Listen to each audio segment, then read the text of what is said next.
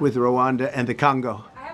So I'm a little out of my league in that one because I didn't know too much about it. I knew one thing. They were going at it for many years and with machetes. It is one of the worst wars that anyone's ever seen.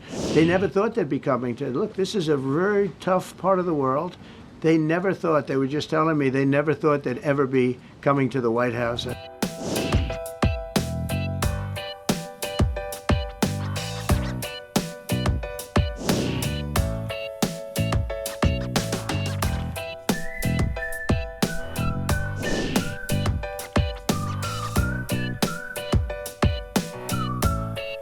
this was a big one, wasn't it? This was a big decision. An amazing decision, one that we're very happy about. This morning, the Supreme Court has delivered a monumental victory for the Constitution, the separation of powers, and the rule of law in striking down the excessive use of nationwide injunctions to interfere with the normal functioning of the executive branch. The Supreme Court has stopped the presidency itself. That's what they've done. And really, it's been an amazing period of time this last hour.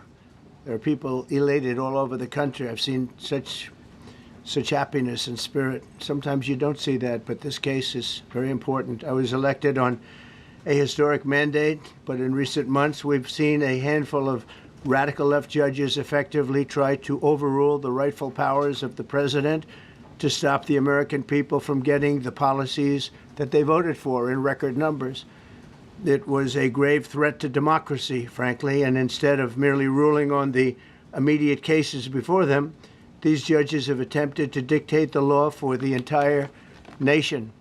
In practice, this meant that if any one of the nearly 700 federal judges disagreed with the policy of a duly elected president of the United States, he or she could block that policy from going into effect or at least delay it for many years, tie it up in the court system.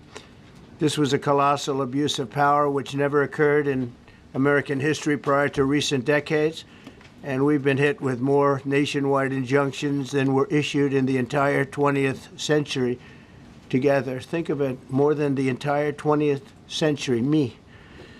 I'm grateful to the Supreme Court for stepping in and solving this very, very big and complex problem, and they've made it very simple. I want to thank Justice Barrett, who wrote the opinion brilliantly, as well as Chief Justice Roberts, and Justices Alito, Gorsuch, Kavanaugh, and Thomas. Great people. Thanks for this decision, and thanks to this decision, we can now promptly file to proceed with numerous policies that have been wrongly enjoined on a nationwide basis.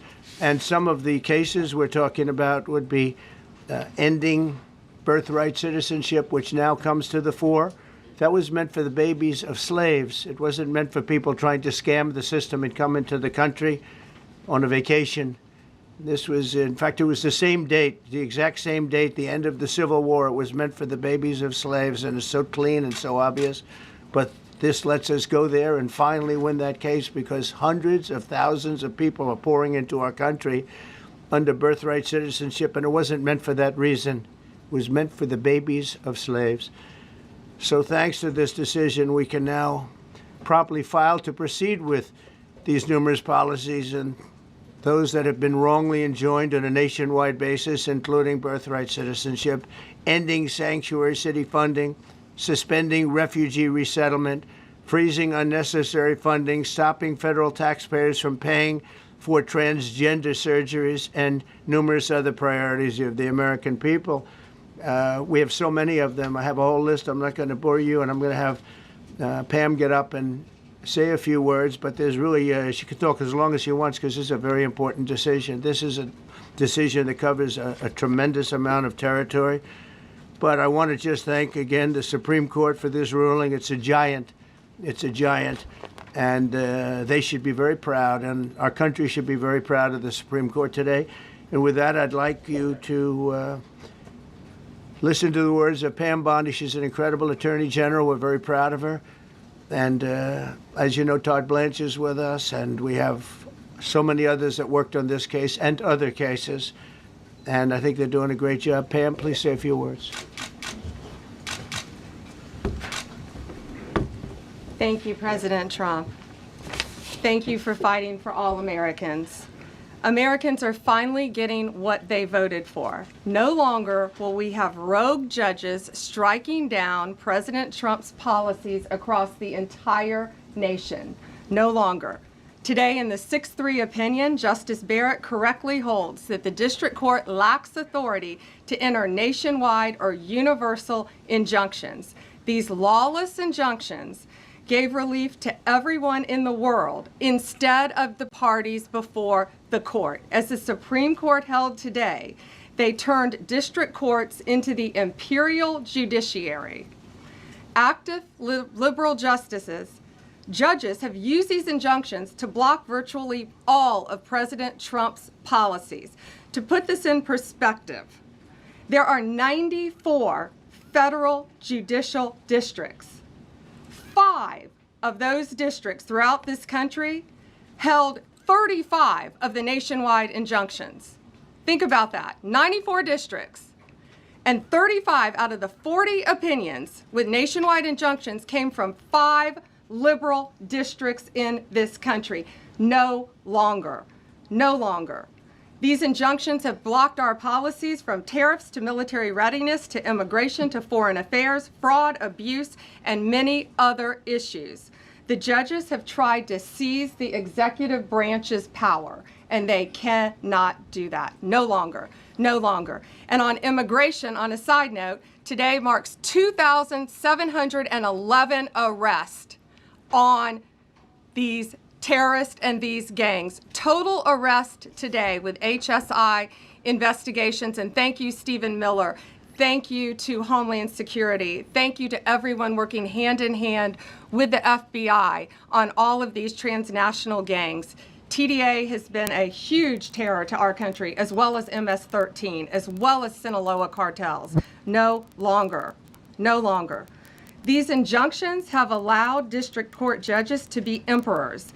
They vetoed all of President Trump's power, and they cannot do that. This has been a bipartisan problem that has lasted 5 presidential terms, 5 different presidents, and it has ended today. We will continue to fight for President Trump's policies. I want to thank the Office of White House Counsel, Dave Warrington. You and your staff have been incredible. Our Solicitor General's office, John Sowers, Sarah Harris, and Todd Blanche and Emil Bovey. Todd's going to say a few words because we've had another major ruling today on transgender books and some other great wins that we've had. But no longer will they have this power in our country. It is the president's authority under his executive branch to do everything to fight for the American people, and he will continue to do that. That's why he was overwhelmingly elected. Thank you. Thank you. Today's a great day for the rule of law. It's a great day for the Justice Department, and it's one that's been a long time coming, and one that every American should have been waiting for with bated breath. And so I echo what the President said and Attorney General Bondi, that the Supreme Court did a great thing today, not only for this administration, but for every American in this country. If not for the injunctions case, we would be here talking about another great decision that came down today, the trans books case, which restores parents' rights to decide their child's education. Seems like a basic idea, but it took the Supreme Court to set the record straight, and we thank them for that. And now that ruling allows parents to opt out of dangerous trans ideology and make the decisions for their children that they believe is correct. And so we thank the Supreme Court for that. There's been multiple decisions over the past several weeks that just show why this nationwide injunction ban had to happen. For example, what I mean by that is local district court judges issuing decisions that are clearly contrary to law just because they don't like the policy of President Trump. And when it gets to the Supreme Court has to correct it. But that takes time. The Attorney General thanked our lawyers, and I'll do it again.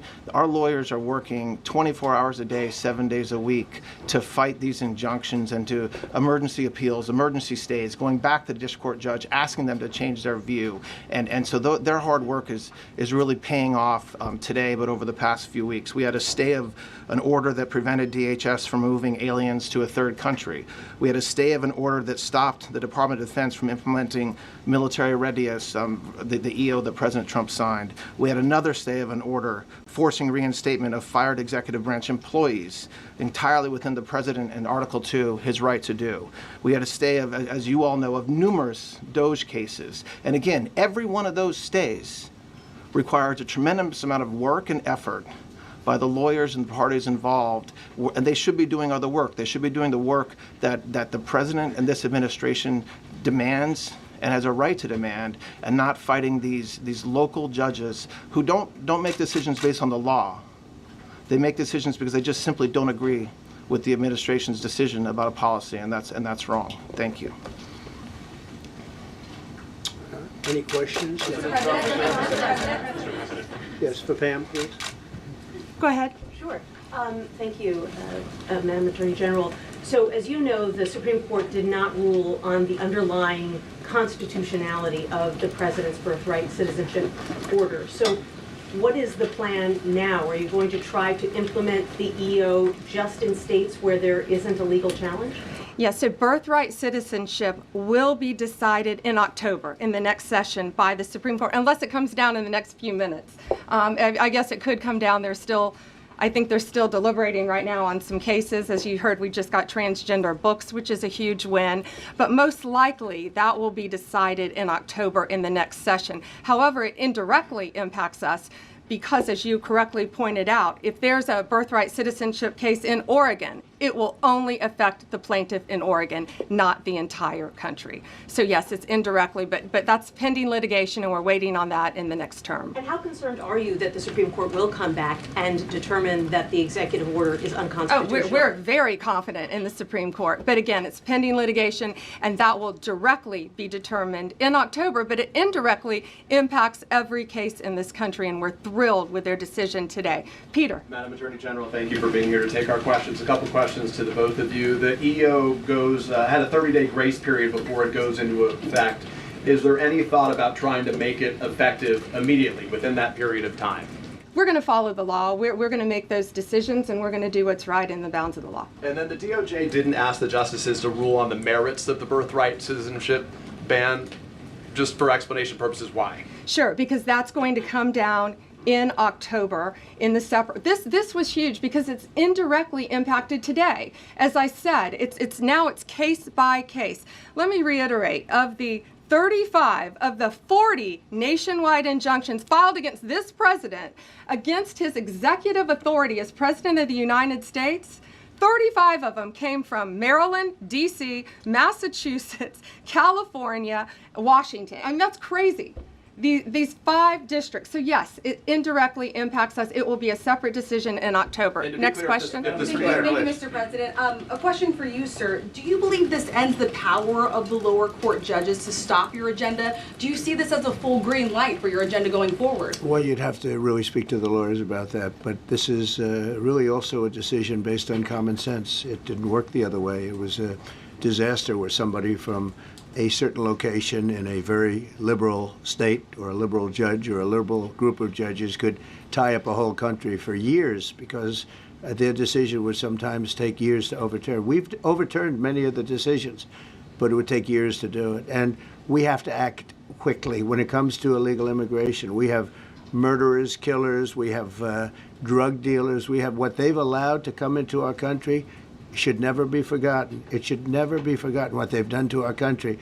And we have to be able to act very quickly, and we're going to do that. Thank you. And Justice Amy Coney Barrett, sir, I know that you praised her and her opinion here in this case. She has taken some heat, though, from some of your supporters who have labeled her weak, a squishy, a rattled law professor. What is your take on that? I don't know about that. I just have great respect for her. I always have. And her decision was brilliantly written today.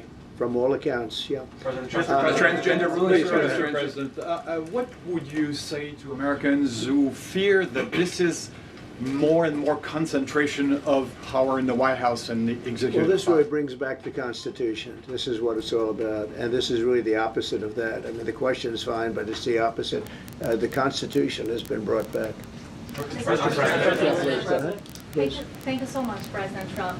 Illegal crossings in the border are 0 now. 0. Does everyone hear that? 0. Trump 2028. Do you intend, President Trump, Who's that guy?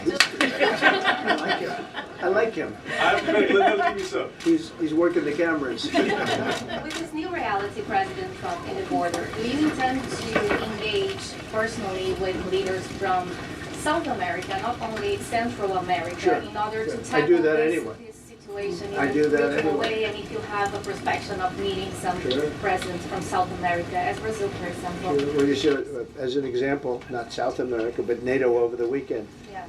They have great respect for our country now. They did things that nobody thought was possible.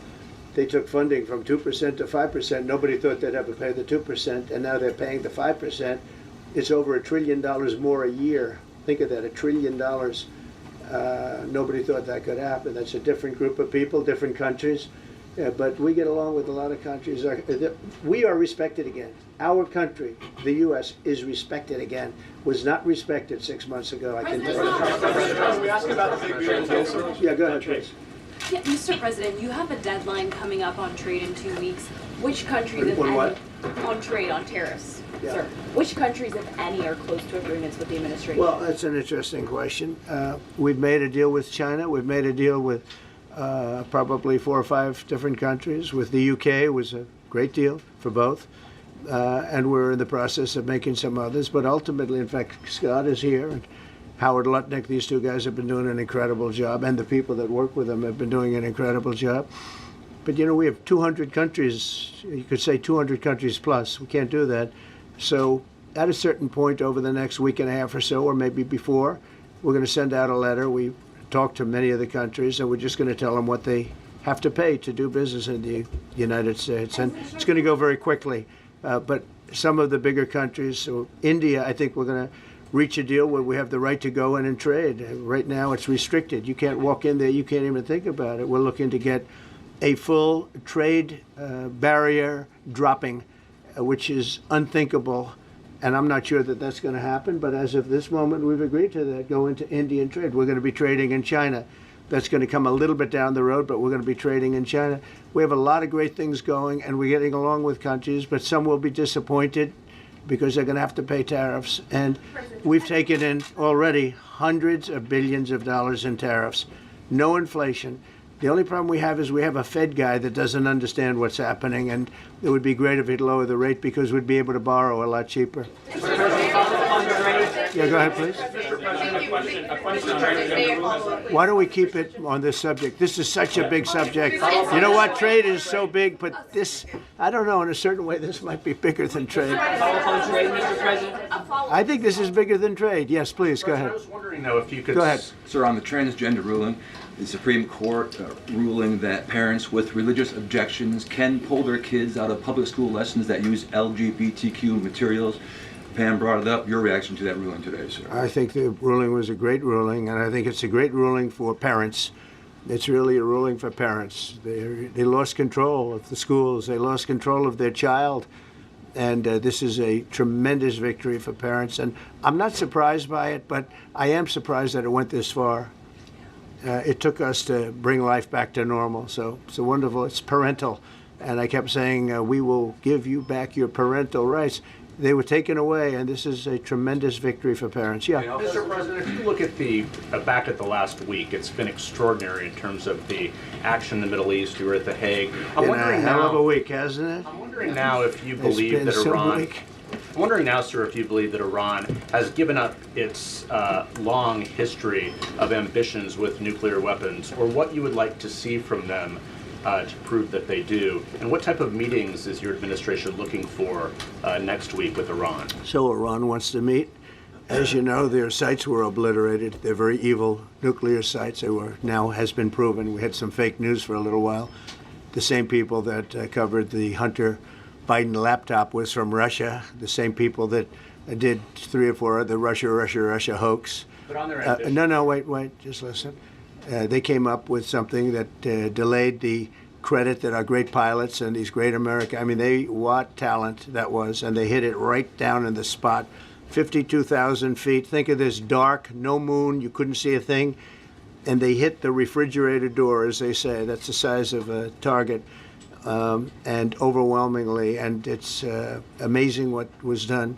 We're the only ones that could have done it, and we took out the two of the other sites also. In addition to that, we finished them off. That was a very evil intention. I believe that, and again, time will tell, but I don't believe that they're going to go back into nuclear anytime soon. They spent over $1 trillion on nuclear, and they never got it together. And nothing was moved from the site, by the way. To do that is very dangerous. It's very, very heavy material. Those cars were most likely the cars of masons because they were pouring concrete at the top, at the hatch, as you know, the hatch going into the nuclear site. They wanted to reinforce it, and they had some masons there pouring concrete. By the way, that concrete was obliterated. It hit exactly at the concrete. It was, I don't think it had a chance to dry, but everything's down there. It's under millions of tons of rock. Please. Yes. Your administration has said that El Salvador is one of the safest countries in the hemisphere. So why haven't you yet canceled temporary protective status for that country? Was it part of the deal? Well, we'll take a look. We've had a great relationship with El Salvador. They have a fantastic leader. They built a massive prison system. And I don't know exactly why, but it's a hell of a system. And we bring people there, and when they go there, they don't get out. And frankly, when they hear they have to go there, they become very nice people. They become very nice people. It's a tough system, but it's a brilliant system. And it's a system done by a very, very good leader. We'll talk about El Salvador. A lot of respect. Yeah, please. Thank you. A question for you and then a question for the Attorney General. As you go into negotiations and talks with Iran, are you demanding not only that there would be no uranium production inside of Iran, but also that Iran would turn over all existing stockpiles of uranium? Well, you know, we're a little early for that, but something like that, yeah, we'll do something like that. Let me say that I've been saying for 25 years, even as a civilian, you cannot let them have a nuclear weapon. And that's what happened. It's been obliterated. It would be years before they could ever get going. And I really think it's probably the last thing. They have to recover from a hell of a tough war. Would you also be demanding that the IAEA have full rights to inspect in Iran? Or somebody, yeah. Or somebody that we respect, and then including ourselves. And a question for both the President and the Attorney General. Under birthright citizenship, if this is implemented, who would be tasked with actually vetting citizenship? And how, like, would this be a situation where you have nurses and doctors checking for citizenship of parents, or? This is all pending litigation. It's going to be decided in October by the Supreme Court, and we'll discuss that after the litigation. If you have an undocumented baby, would that baby then be an enforcement priority? The violent criminals in our country are the priority now. Let me put it in perspective. Today marked the 2,711th arrest in our country of TDA members, just TDA. Everyone in this room agrees they are one of the most violent criminal organizations in the world. And the Biden administration let them walk into our country for the last 4 years. 2,711 of them today have been arrested in our country. That is the priority of Donald Trump. That is the priority of this country, of Homeland Security, of all of our lawyers, of FBI. That's the priority. That will be discussed in October when the Supreme Court hopefully rules in our favor, and we're very confident of that. But you should all feel safer now that President Trump can deport all of these gangs, and not one district court judge can think they're an emperor over this administration and his executive powers and why the people of the United States elected him. I just might add one thing, and you know, they used birthright citizenship, some of the worst people, some of the cartels, to get people into our country, just so you know. And again, I say, if you look at the end of the Civil War, the 1800s, it was a very turbulent time. If you take the end day, was it 1869 or whatever, but you take that exact day, that's when the case was filed. And the case ended shortly thereafter. This has to do with the babies of slaves. very, very obviously. And I think we're going to win. People didn't, I don't think they went about discussing it right. I came along and we looked and we said, wait a minute, this is wrong. We've been looking at birthright citizenship wrong for years, but they've used it. The cartels have used birthright citizenship to get very bad people in. And what Pam's doing and what Todd and everybody else, what they're doing at DOJ and all over, FBI, ICE, Border Patrol, these are incredible people. They're trying to keep our country safe, and they don't want to have people come in. This is just another way that they get illegal immigrants into our country, and in some cases, very, very bad ones. Go ahead. Thank you, Mr. President. On your tax bill, if I could for a moment, senators are racing to rewrite parts of it right now after the Senate parliamentarian ruled that sections of it were outside of the process that they're using to get this through. Do you think that senators should respect the decisions of the parliamentarian, and what have you personally done in the last 48 hours to try and get Republican senators who are against the bill to a yes? Well, look, it's a great bill. It's a massive tax cut. If it's not approved, your taxes will go up by 68%. Think of that, 68, a record, the highest in the history. The Democrats won't approve it only because politically it's so good for the Republicans. The Democrats aren't approving it. But think of what they're not approving. They're not approving border security. We've done a great job at the border, but we have to add some wall. We have to do, various things. We have no money for that. We have no money for the border. We have no money for so many things. But if the Democrats, it'd be interesting to see if we get any Democrat votes. We should. If I were a Democrat, I would absolutely, maybe Fetterman, because he seems to be the most sensible one lately. If I were a Democrat, I would vote for this bill all day long because it's tax cuts and so many other things that are common sense. They're basic things. I think they're doing fine. The parliamentarian's been a little difficult. And I would say that I disagree with the parliamentarian on some things, and on other ways he's been fine. But we'll have to see. It's a big issue. I will tell you this: if that bill doesn't pass, the country will get a 68% tax increase. So think of this: you're a Democrat and you vote against it. That means you're voting in favor, because essentially you're voting in favor of the largest tax hike in the history of our country. And you can't do that. In addition, we're cutting costs by $1.7 trillion, and it won't affect anybody. It's just fraud, waste, and abuse. Mr. President. Mr. President, a leading global economist just did a 180 and says your tariff plan, you may have outsmarted everybody with it. What is your message? I love this. I love this question. This is the favorite. This is the best question I've ever been asked, because I've been going through abuse for years on this. Because as you know, we're taking in hundreds of billions of dollars, no inflation whatsoever. But Mr. President, what is your message to critics who think your tariff plan will cause a recession? I think they should go back to business school. It's so obvious. It's so obvious. I mean, we're taking in billions and billions of dollars from China and a lot of other countries. We took in, I had a call from somebody in the House and a high official. Sir, we have a problem. We don't know what to do. The books are a mess. I said, what do you mean by the books? The books, the money coming in. It's so terrible. I figured, oh boy, what's this? I don't like this question. I said, so what seems, there's so much money coming in, and there must be some kind of an accounting mistake, because we have hundreds of billions of dollars more money than we thought. I said, do me a favor, go check call me back. You have to call me back. Check the tariff column. He calls me back 2 hours later, says, you're right. We took in $88 billion in tariffs. They have so much money coming in. But more important than the money coming in, we have companies coming in, factories coming in, auto plants being built. AI is being built here instead of being built all over Europe and Asia. We have all of it. We have over $15 trillion, just about, Scott. I think we're right about that number. We went to Saudi Arabia. We went to Qatar, we went to UAE, very smart people, very smart leaders, great leaders, and we took in $5.1 trillion just there without the tariffs. I mean, they also liked a thing called November 5th, November 6th, and November 7th. That was a very good little period of time. It's called the presidential election.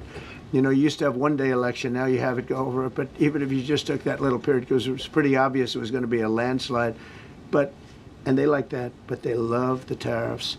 I had Texas Instruments come in the other day, big company, and he said, we're putting in $60 billion into new plants and new equipment, new everything. sir, you're going to keep the tariffs, aren't you? Because if I ever took the tariffs off, and we are going to absolutely keep it. And they're worried that somebody that, like this communist from New York, someday gets elected. I can't believe that's happening. That's a terrible thing for our country, by the way. He's a communist. We're going to go to a communistic state. That's so bad for New York. But the rest of the country is revolting against it. But if somebody got elected, they're afraid that if this was taken off, well, we're going to guarantee it's never going to be taken off. And again, we're taking in think of this, hundreds of billions of dollars. And they were all confused because they've never seen this before. You know, it's always the other way. We don't have enough money. So much money is coming in at levels that nobody's ever seen. But most importantly, we have factories being built, car plants being built, companies moving to our country like never before. If you look at 15 trillion, and that's only in a few months. You know, I haven't been here that long. Presidents like the last one was a disaster. He's the worst president in the history of our country, by the way. What he did on our border can never, ever be forgotten. To me, that's the worst of all the things. And he's done some terrible things, grossly incompetent. Nobody knew it was him because I don't think it was him. I think it was whoever was controlling the auto pen. But our country is doing great. And those leaders and other leaders I just left, as you know, a large group of the most highly respected people. And that includes big countries. When you look at Germany and France and Spain, although Spain didn't come through, but they will. By the way, guaranteed they will. That was the only country that sort of tried to hold back on putting up the money. But just so you know, they said, it's unbelievable what's happened to the USA. You were a dead country. We didn't respect the country, the leader. You were dead as a doornail. One said to me, you went from being a dead country. You are right now the hottest country anywhere in the world. The whole world is talking about the USA, and everybody wants a part of it, and they're pouring into our country, and you're going to see those numbers. Thank you for that question. Go ahead.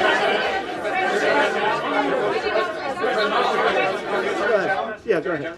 Thank you, Mr. President. I have a question about trade. Secretary Bessent has said that he hopes tariff deals with major partners will be done by Labor Day. So if some deals are not done by your July 9th deadline, will some countries' tariffs go back up, or will they stay where they are now? Well, there's some countries that are used to ripping us off, to be honest with you. And I don't want to name them, but you sort of can name them. And they're so used to just, taking it billions and billions of, look, we had a trade deficit of more than $1 trillion. Think of a trillion, a trade deficit. That's because nobody cared. We cared a lot when, I took in hundreds of billions of dollars in tariff. We had the greatest economy in history up until now. I think we're going to blow it away. But during my time, and especially prior to COVID, we had the greatest economy in the history of our country. I think we're going to blow it away now based on the kind of numbers that we're seeing. But some countries are very angry because they've been ripping us off for years. They've been making billions and billions of dollars. There was nobody to negotiate with. They could do whatever they want. They charged us tariffs, by the way, at numbers that we've never seen before. And we ended up losing much more than $1 trillion a year. $1 trillion a year on trade. And now they're being met with a force that's far greater than them, and they don't like it. So they're upset because instead of making, $5 billion, they're going to break even. Or they'll make a little bit. I want to be nice. They'll make a little bit. Or we'll make a little bit. It's a big difference. Yeah, please go ahead. Go ahead. Red dress. On the 2020 election, is there any more information on the special prosecutor? So many Americans still have questions about the 2020 election. And speaking of rogue judges, would you consider appointing somebody at DOJ maybe to investigate the judges that allowed for the political persecution of you, your family, and your supporters during the Biden administration? I love you. Who are you? I'm Clara from Lindell TV. Well, it's just a very nice question. And it's not a setup. I have no idea who you are, but I appreciate that question. All I can say is we're not here for that. I hope so.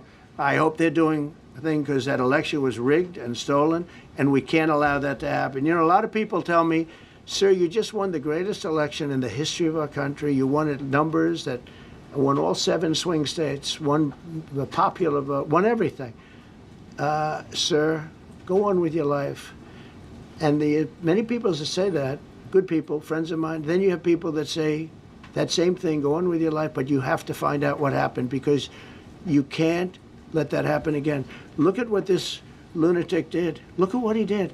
He opened our borders to people that were murderers, 11,888 to be exact, murderers. And we've captured many of those murderers, and we're bringing them back, or some of them are so dangerous that we don't even want to bring them back. We're afraid they're going to try and come back in. But he allowed people to come into this country, people from mental institutions, insane asylums, that's a mental institution on steroids, people from mental institutions, gang members, drug dealers, people, jails being emptied out into our country. Venezuela emptied out almost its entire prison population into our country. But I don't want to blame them. Many countries have done that. The Congo, we have a great press conference coming up later, and it's the Congo and Rwanda.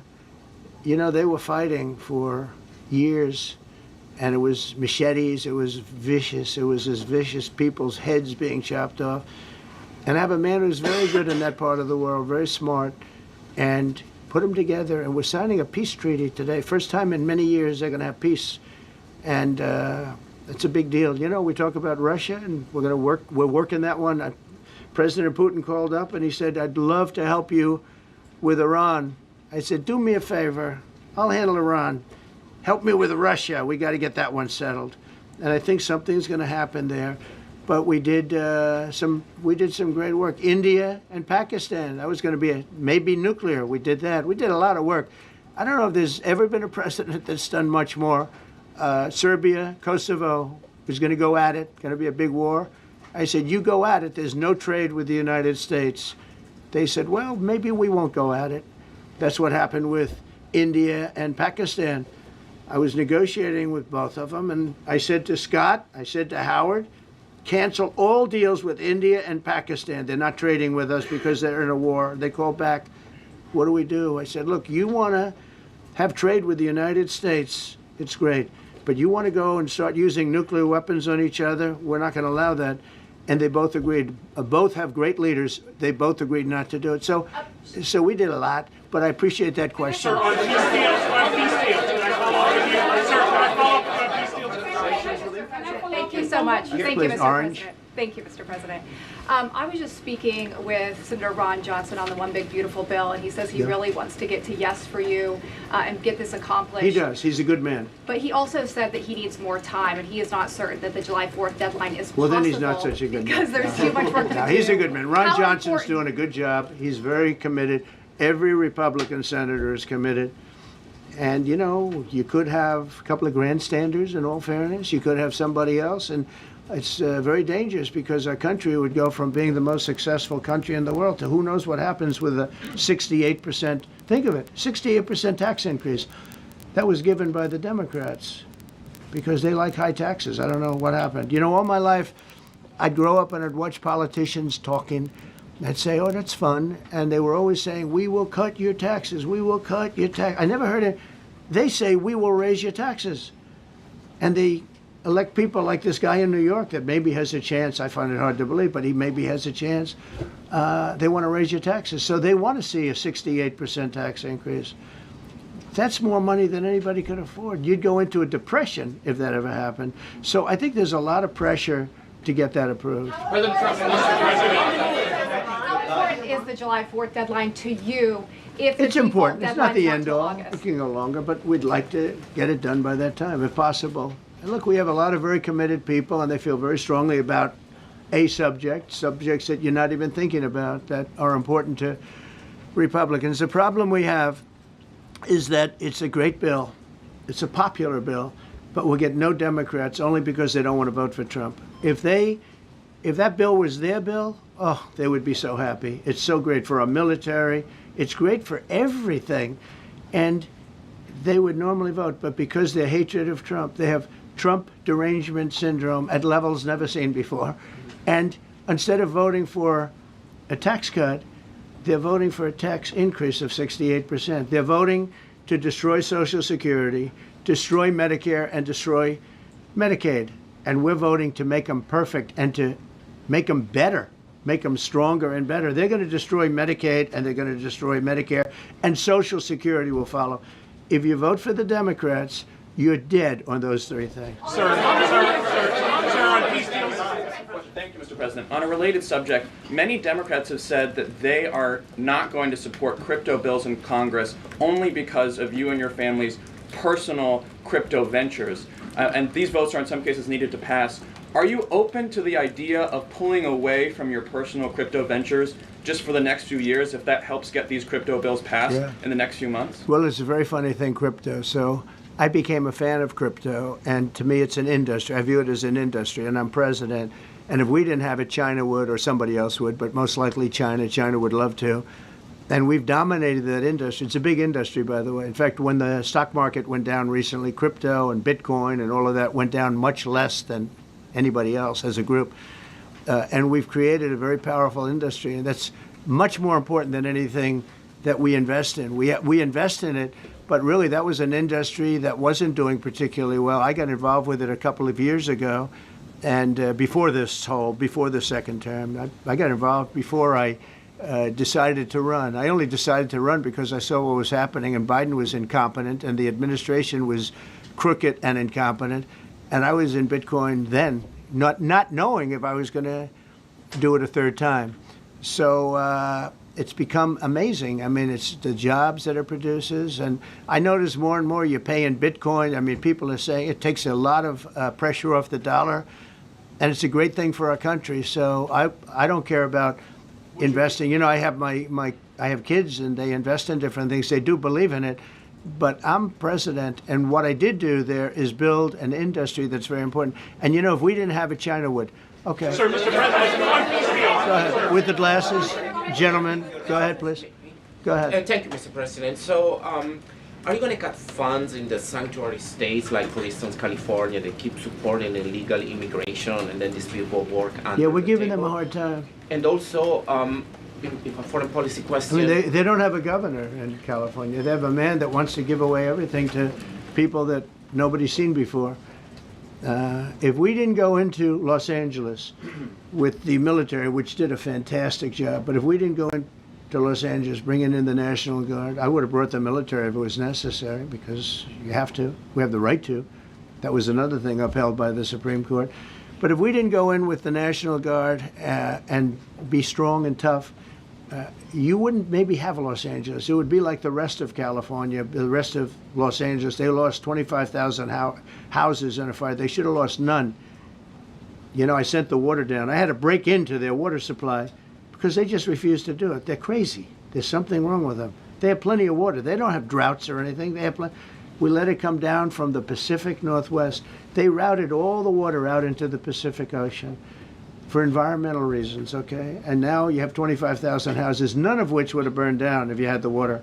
They didn't have water. They didn't have water for the fire pumps. They didn't have water in the sprinkler systems that people put in. So the answer is we're going to work with governors. We're going to work with radical left Democrats and Democrats, and we're going to make it good for everybody. We'll have to stop the crime in those, in the case of the cities, I think I can say just about all cities with heavy crime are run by Democrats. Go ahead. 11 Yeah, with the glasses. I'm with Iran Go ahead, yes. International. Yeah, no, the man behind you, yeah, please. President Trump, Anthony Mashak from Amphibian Lebanon. I want to ask you regarding the threats posed by Iran's allies and proxies operating in the U.S. They were threatening your life. So what do you say about that? And regarding the Lebanon, because Hezbollah is as well part of Iran's allies, is there any time frame in Lebanon regarding disarming Hezbollah in Lebanon? Yeah, Lebanon is a great place with brilliant people. You know, it was known for the professors and doctors and had an incredible history. And hopefully we can bring it back again. I just appointed a friend of mine who's Lebanese, and I didn't know he was Lebanese. I've known him for 20 years, very, very successful man. And I just appointed him. And I said, why would you want that? He says, because I was born there, I was raised there, I love it. I love it so much. I said, you know, it's very dangerous going to Lebanon as ambassador. And he said, that's what they say, but I don't care about danger. I mean, this is a guy that is just a very big business guy. He wants to give up his whole life to go to Lebanon because he believes in it so much. We're with Lebanon all the way. We'll try and straighten it out. Your life as well. So what actions. Threaten my regarding life? Yeah, they have threatened. I get that throbbing feeling every once in a while. Get that throbbing feeling, but you know what? That's okay. This is a dangerous business. What I do is a dangerous business. You know, I tell the story of the car companies and different people in different professions. You have race car drivers, as an example. 1/10 of 1% die. Bull riders, 1/10 of 1%. That's not a lot, but it's people die. When you're president, it's about 5%. If somebody would have told me that, maybe I wouldn't have run. Okay? This is a very dangerous profession. Yeah, please. By the way, so many questions. Should we keep this going, Pam, or not? This is the opposite of Biden. Biden would take a half a question and he'd leave without answering it. Go ahead. On Iran. You tell me when it gets boring. Okay. If Iran. Are you from Iran? No, I'm not from Iran. I'm from the UK. But if the intelligence reports conclude that Iran can enrich uranium to a level that concerns you, would you consider bombing the country again? Without question, absolutely. Have you had any conversations? Turned out to be unbelievable. But, you know, our incredible flyers and I call them the shots, these guys are unbelievable. Think, from 52,000 feet, they hit the equivalent of a refrigerator door. They actually hit it right in the center, so it's much smaller than that. And just bomb after bomb going deeper, deeper, blowing up. Incredible, incredible thing. I don't know if you heard the general. He was very impressive. Raisin Cane. You know, he's the one that beat ISIS for me. And he did it in a matter of weeks. And I was told it was going to take 4 or 5 years. And when I got this job, I always said, if I get this job, I'm going to put that guy as the head of the Joint Chiefs of Staff. And Dan Kane, and he, when I heard his name was Raisin, his nickname is Raisin Cane. I said, you got to be kidding. So I liked him right from the beginning. But he knocked out ISIS in a time that nobody ever thought possible. And when this attack was completed and so successful, I said, now I know how you knocked out ISIS so quickly. But we have the best people, we have the best equipment in the world. You know, I rebuilt the military during my 4 years, during my other term. We have the best equipment in the world. The problem is we gave away, you know, a lot of it, but small relatively speaking. We gave a lot of it away to Afghanistan. Shouldn't have happened. That just shows how incompetent they were. They gave all that equipment away, billions and billions of dollars worth. Shouldn't have happened, but that was small compared to what we have. Now we have a great military with great people. Okay. Yeah, please. Mr. President, congratulations. A couple of very different questions. One is Rwanda, 1994. As you grew up in New York, we all knew how horrific those attacks were. Congratulations on that treaty. There are talks that perhaps... That's going to take place today at 3 o'clock in the Oval Office. We're going to have a signing with Rwanda and the Congo.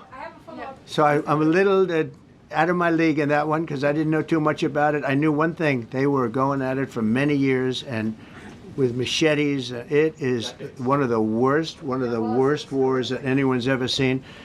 And I just happened to have somebody that was able to get it settled. I mean, just a brilliant person who is very comfortable in that part of the world. It's a very dangerous part of the world. I said, are you uncomfortable there? People are being killed. School children are being raided and killed. And I don't even want to say how, but as viciously as I've ever heard.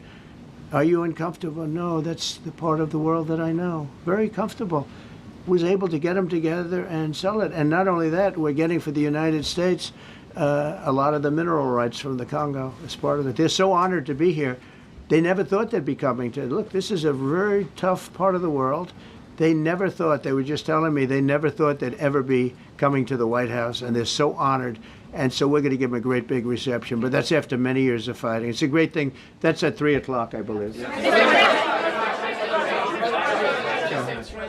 Sir, are you concerned at all about secret nuclear sites in Iran? You talked about maybe just secret nuclear sites? Yes, that there might be some. Not really. Can I tell you? They're exhausted. And Israel's exhausted too. And I dealt with both of them. And they both wanted it settled, both of them. And we did a great job, but they're exhausted. The last thing they're thinking about right now is nuclear. You know what they're thinking of? They're thinking about tomorrow, trying to live. It's such a mess. It's such a mess. The place was bombed to hell. And no, I'm not worried about it at all. And I'm putting out a little statement. I'm going to respond to the Ayatollah's statement yesterday that we won the war. Oh, God, we won the war. And I said, look, you're a man of great faith, a man who's highly respected in his country. You have to tell the truth. You got beat to hell. And Israel was beat up too. They were both beat up. And it was a great time to end it. It was quick. They got the hate out. There was a lot of hate, a lot of hate. It would be great if they didn't have that hate. But the last thing they're thinking about is nuclear weapons right now. Please. Thank you, Mr. President. Iris Tao with NTD Research Media with the Epoch Times. Thank you Good. so much for doing this. It's Good. very refreshing for all of us here, It's a good I believe, group. in this room. It's refreshing. Very refreshing. Yes, we haven't Probably. had this in, for the I past I understand what you mean. So thank you so much for coming out here. Other to talk than to Caroline's done a great job. Yes, You're referring to the past administration, Yes, not to yes. Caroline, right? us. Yes. Back to the ruling today, if you don't mind. So you have always talked about winning for the American people. Right. How do you think today's ruling will enable you to further deliver for American families and workers across the country, not only when it comes to immigration, but also when it comes to trade, energy? What actions are you most eager to move forward Well, I with think now? taking power away from these absolutely crazy radical left judges is a tremendous. This is such a big day. This is such a big day. It's like it's sort of sad because we're doing the signing at 3 o'clock, and this may very well dominate the signing of a big war that was going on and really affecting the continent of. Think of it, the entire continent of Africa was being affected, and we're settling that war today, and this will probably be a headline. But this is a very big moment, and it gives power back to people that should have it, including Congress, including the presidency. And it only takes bad power away from judges. It really doesn't take power. It takes bad power, sick power, and unfair power. And it's really going to be, this is a very monumental decision. Yeah, please. Yes, President, thank you very much. On July 9th, is that July 9th date set for tariffs to snap No. back? Or could there be a... We can do whatever we want. We could extend it. We could make it shorter. I'd like to make it shorter. I'd like to just send letters out to everybody. Congratulations, you're paying 25%. He doesn't want. He's a much nicer person than I am. Go ahead. You finish it up. Who are you considering for the Federal Reserve then? And are you speeding up that process? I see Secretary. Oh, he's terrible. He's terrible. I mean, I have a list of things. We're like 38 on the list. We pay, Cameroon and different places are paying the same as us. Because, you have somebody sets a rate at 4% or 4.5%. It's hard to go out and say we should be paying 1% when you have your so-called experts doing that. And the sad part is, as per the question that you asked about tariffs, we've had the tariffs and we have less inflation than we had before. What we have is a hell of a lot more money, a hell of a lot more income, and we shouldn't be paying a rate like that. In other words, when we pay a rate, I'll tell you, each point is the equivalent of $300 billion. So if we had it down 3 points, because I think we should be at 1, you have Switzerland is at 0.25. In other words, 25% of 1%. And they're the number 1 right now. But we should be the number 1. And soon you're going to have, I think, you're going to have where the people will pay will pay, like we had a few years ago, where you put up money, you loan money, and you actually, instead of paying, you get paid. I love that. I don't know if it's any good, but I love it, where you put up money and you get paid. But we should be in a category, so we should be at the top of the list, not toward the bottom of the list. But we have a man who's not a smart man, and he probably has Trump derangement syndrome. And he's just not a smart person. What he's doing, though, he's hurting us for years to come. Because if we borrow money at 2 points higher than we should be paying, that's $600 billion. Wouldn't you say those numbers are about right, Scott? So it's 2 points would be about 600, actually more than that, but about $600 billion, all because the guy doesn't want to lower the rates. He's doing the service, a very disservice, and then he goes up and talks about, I'd like to see costs come down. He gets up and he does his little thing for 5 minutes, and he goes out and he goes back to the beach. He goes, I'd like to see costs come down. Well, he could lower the interest cost by $900 billion a year. All he has to do is lower rates. And everybody's saying, I was watching some of the business shows today, and they're saying, you know, Trump's right. He should really be cutting. The country's doing well. We have no inflation. Now, despite him, we're doing great. But if we got the rates down, we would be a rocket ship. So I think that'll be it. And I just want to thank everybody. This is a really big day. We've had a big week. You know, we've had a big week. We've had a lot of victories this week. NATO was a tremendous victory. The war was a tremendous. Look, we were talking about this for 30 years, about Iran being nuclear. And all I said is it will not be nuclear, and it's not going to be nuclear. And, you know, I want to give credit to a lot of people, most importantly to our great military. Boy, they put out that fire. Once that happened, once those bombs got dropped, that war was over. That war was over. But I just want to compliment them. Incredible. The general and all of his generals. Pete Hegseth was great. They were all. And now I want to compliment Pam. A lot of genius went into this. You know, people, if you don't say it exactly right, if the Supreme Court doesn't get it because it's incorrectly spoken about, and that happens. A lot of cases are lost because they don't say the right words. But I want to correct. She's going to go down as a great attorney general. I may change my mind about that. I don't know. Maybe someday I'll have to call and say I was only kidding. She's going to go down as a great attorney general. This was a tremendous win, and we've had tremendous wins, but this was a tremendous win today. So I just want to congratulate you and Todd and your whole